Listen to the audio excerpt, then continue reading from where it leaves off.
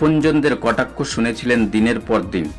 আজ জলপাইগুড়ির মহকুমা শাসক মঈন আহমেদ স্বজনদের খোটা থেকে স্কুলের মাইনে না দিতে পারা সব বাধা পেরিয়েই 3 বার ব্যর্থ হয়েও হাল ছাড়েননি। শেষে অল ইন্ডিয়া র্যাঙ্ক 296, সকল কটাক্ষকে বুড়ো আঙুল দেখিয়ে এখন IAS অফিসার তিনি।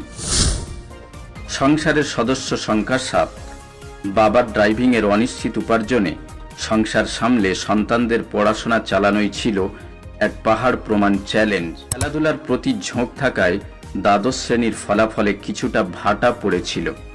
আর তখনই শুরু হয় আত্মীয় স্বজন ও পরিচিতদের টিপ্পনি। জুটেছিল দিনমজুর হওয়ার তকমা।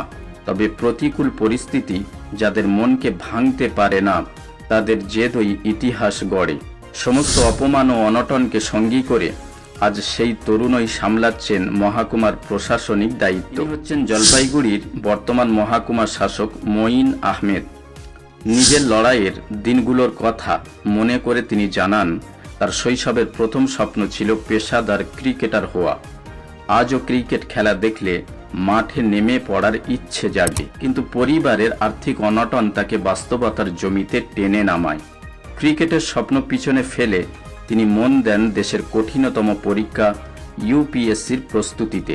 তবে সাফল্যের পথ মোটেই মসৃণ ছিল না।